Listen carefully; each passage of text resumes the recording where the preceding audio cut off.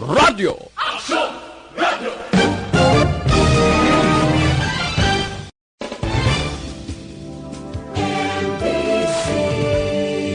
Manila Broadcasting Company. Sa balita, komentaryo, isyu, serbisyo publiko. Aksyon Radio! Sa Bacolod, Aksyon Radio. Aksyon Radio! Aksyon Radio Philippine Standard Time, las 6:32. This time check is brought to you by ACS Manufacturing Corporation, ISO certified, world-class quality. Ini nga oras ang ginadulong sa inyo sa kaalwansang PH Care Feminine Wash. We got you, girl! Aksyon Reports, second portion. Di kalidad, kag madalom ng mga analisis sa pinakainit na balita sa bilog na probinsya kag nasyon. Aksyon Reports, second portion. Patas kag balanse na komentaryo sa mga issues kag mga balita nga nagaapekto sa mga pumuluyo sa adlaw-adlaw nga tanan. Aksyon Reports, second portion. Upod sa veterano kag respetado nga komentarista, Aksyon Fred Salanga. Karon nga adlaw Martes pitsa 11 na bulan sang Pebrero tuig 2020. Anano ang mga balita kag mga isyo para karon nga adlaw. Puwerte na ang bayluhanay sa mga tinaga sa tunga sang Solicitor General kag sang isa kadako nga television network ang ABS-CBN.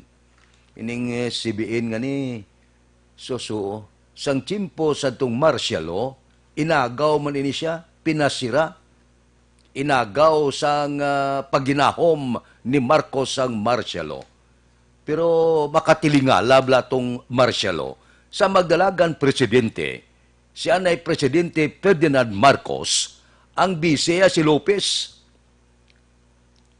Ang nagasto halos tanan suno sa report sang kandidatura ni Marcos sa itong panahon ang pamilya Lopez. Sus, pagpungkoy sa pwesto, magdeklarar martial law, pinasira ang ABS-CBN, ginkuha ini sa dalom sa pagdumala ni Presidente Ferdinand Marcos.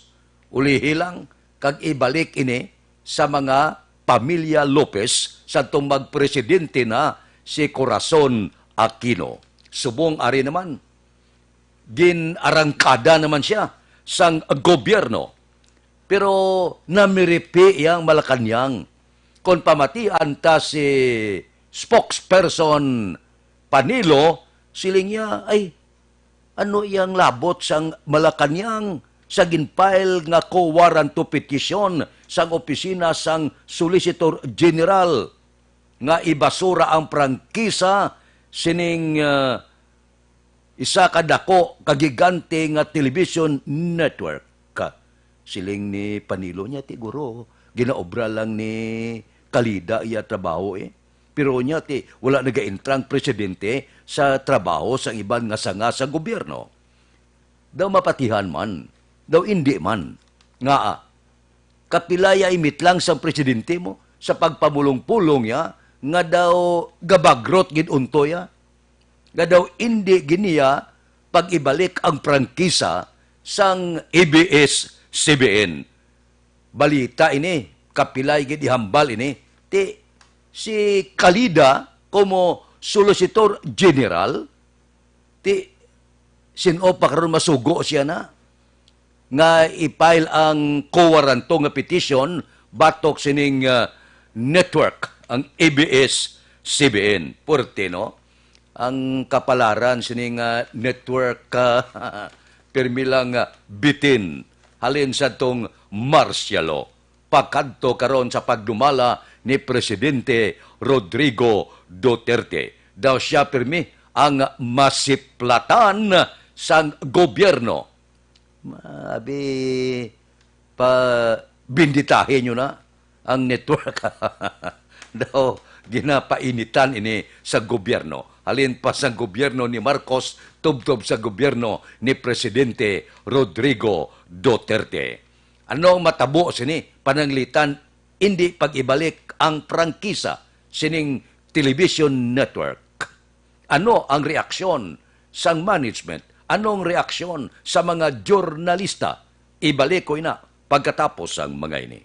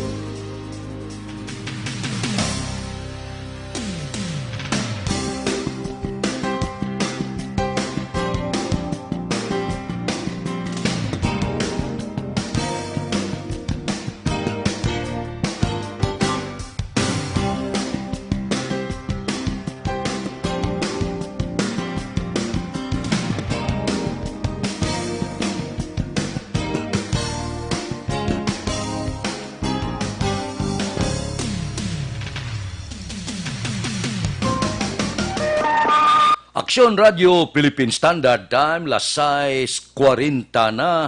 Sa imo pag-ehersisyo ni magkalipata, mag-detoxify gid. Inom gid DTX 500.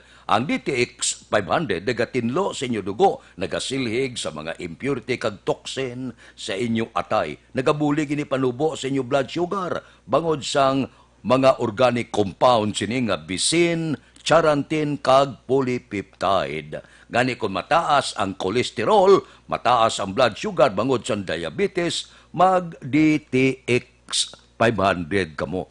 Himuang nga batasan nga magtumar sini adlaw-adlaw gid DTX 500 para sa matinlo nga atay kag dugo. Ang DTX 500 mabakal na pagi sa online kag pwede ba deliver sa tagsa ninyo ka mga puluyan pagi sa www.kalusuganyan.ph o kung Kalusuganyan Facebook page. Aksyon Radio Philippine Standard Time, las 6:41 na.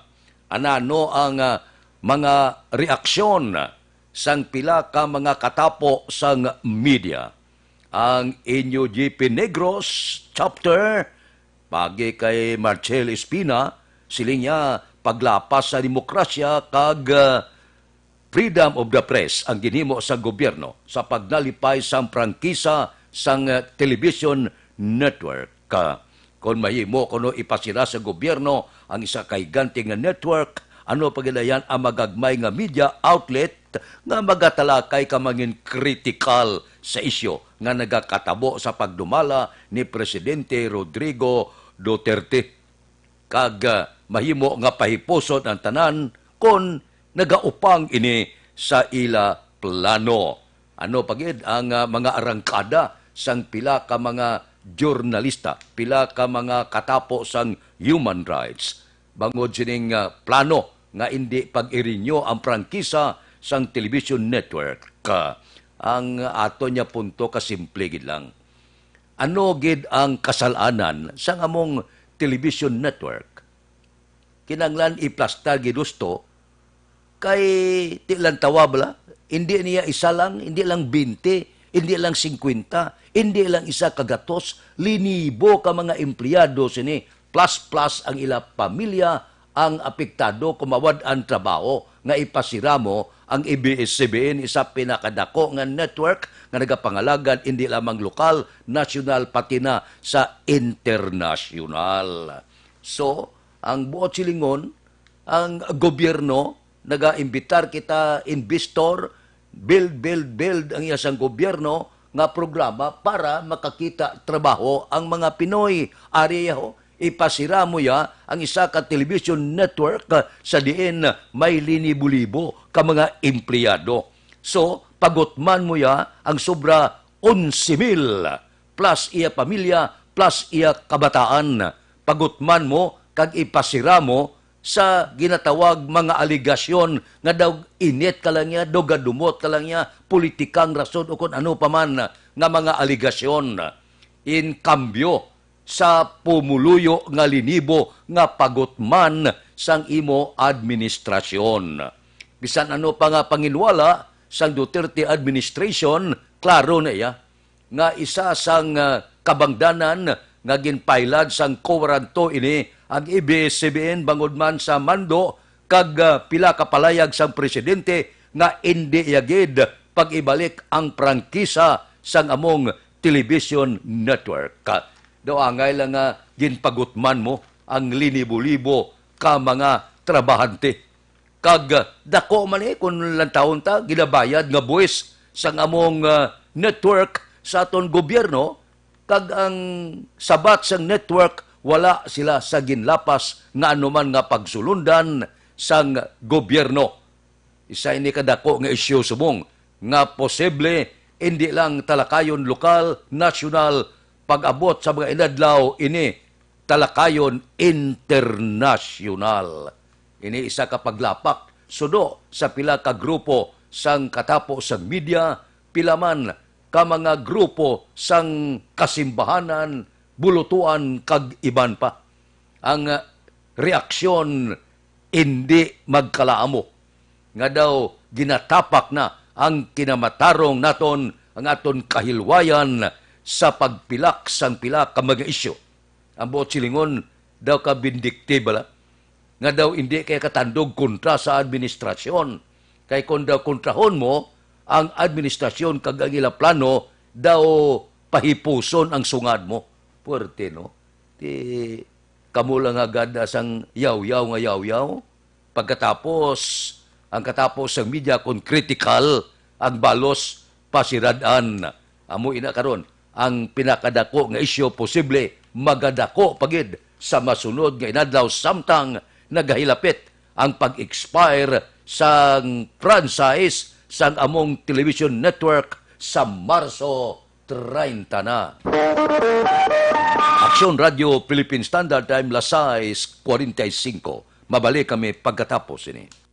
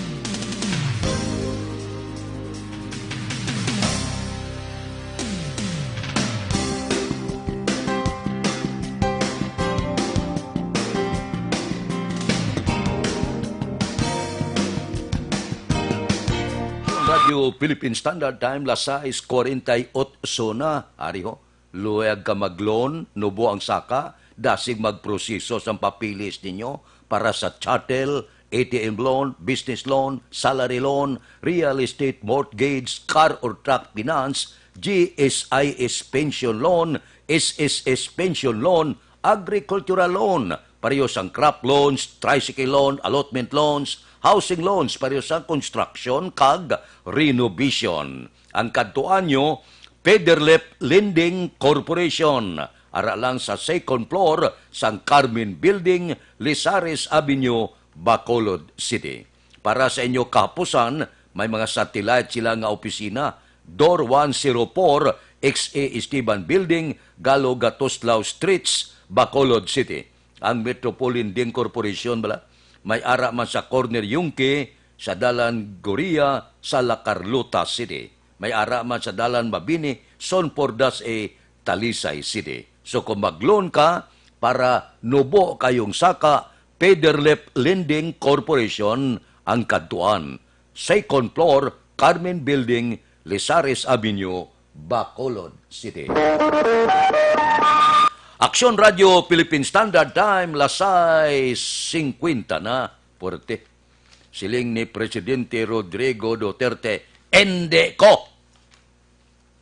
Hindi na siya. Siling niya, ibasura na. Ining visiting forces agreement. Ano ning kwan ining Amerikano ni, ining Amerika nga ni,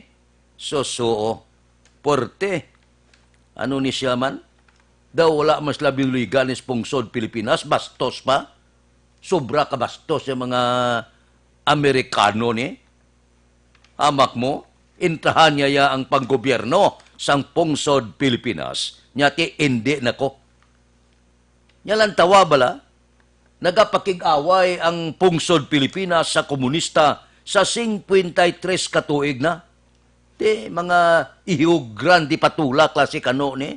Ti wala mas lagbulig, hasta subong ho, ga problema kita sang insurgency. Ba, daw pabuligon niya kano away sa mga katapo sang New People's Army. Nya wala gid. Pagkatapos sang balikatan exercises, bululi isla, dala nilang ila kagamitan, wala mas laging bilyon sa akon, kung bakal ka sang gamit la, mahal pa, sos niya, puwerte, daw wala, gigitaya kayuhan, anong kabalaslan tanis kano man. Pagkatapos niya, kansilahon pa ang bisa ni Senador Runa de la Rosa, ba, laang ilbuot niya, pagkansilar sang bisa ni Senador de la Rosa, isa ka tao, daw ibayloya ang bilog nga Pilipinas. Ang mga senador daw maano man niya, nga tunan niya, tunan tanay, ang balanta ni sa gusto, dako ang mapirde sa pungsod Pilipinas ni, ekonomiya kag iban pa, kag bulig subong man ang seguridad sang pungsod. Di galing, kung si Antonio Trillanes pa na senador niya balo ka nga hagad niya na kontra ang kano kag ang Amerika kay luyag niya magdikit siya sa pungsod China. Porte, no? Ang punto naton dire nga ang hagad ta pangita kontra nga pwede mata ka pangamigo, pwede ta man mahambalan ini nga ang tanan nga kapungsuran sa bilog nga kalibutan mangin abyan sa pungsod Pilipinas. Kung ano nga mga trahedya kag kalamidad, gaulan man ang bulig, gikan sa iban nga kapungsuran, gikan sa Amerika. Ang mga Pinoy dito, portes pagkadamo-damo. Ang ato dito sa pungsod Amerika. Tiyabi ko matakan si Trump karon, matakan ang gobyerno kakano to. Nyagan mo kami kontra, wala man kami gakontra sa inyo naman. Tiano, abi niya kon pagkakason tanan lagko, tanan nga mga establishmento. Ang tanan nga mga Pinoy di, istriktohon taman. Ang tanan nga nagaobra di, papulion taman. May man sa inyo. Amo na bla, kabudlay, nga ang mangita kagikontra. Kung pwede ka malang kapangita abyan, porte ang arangkada ni Presidente Rodrigo Duterte. Alin sa una, wala iya sang presidente nga nag-agi mo, nga nahagad pangita kontra. Porte. magluwas na to sang diktador sa una nga presidente nga si Marcos nga pagpungko iya, pinangagaw yung iban nga mga propiedad, ginkabilyar ya tanan, inurot ya agaw, ti wala ka mahimo kay manti iyang militar, iyang pulis, iya tanan, martial law pa, ti military government sa una. Ti subong amuman ako, ang nagkakatabo, pero sa una ya, daw wala maging kontra ni Marcos ang Amerika, subong ya ho, ginaarangkada ni Presidente Rodrigo Duterte, gakaag man ng Senado, niya no imuon. Tunan tanay. Lang taon ta kung anong matabo, i-reconsider tani, anong matabo sini pananglitan nga ibasura tigid ang Visiting Forces Agreement. Dapat tunan nanay, hindi magpadali-dali. Tingaling ni isang presidente, hindi ko halaklain. Aksyon Radio Philippine Standard Time Lasay 54 na. Mabalik kami pagkatapos ini.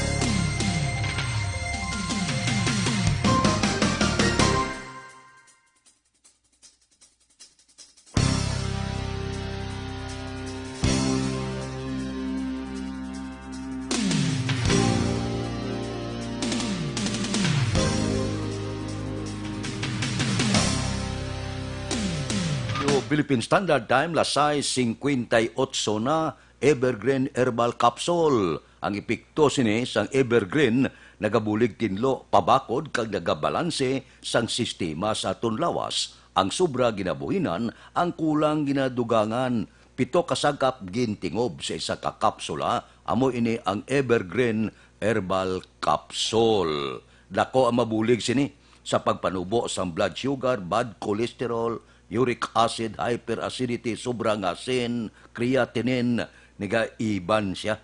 Kung kulang ka man sa supply sa vitamina, vitamin E, C, B, magnesium, calcium, potassium, zinc, kag iban pa, dugangan niya. Amo ina ko nga ginatawag siya nga ang sobra ginabuhinan, ang kulang ginadugangan.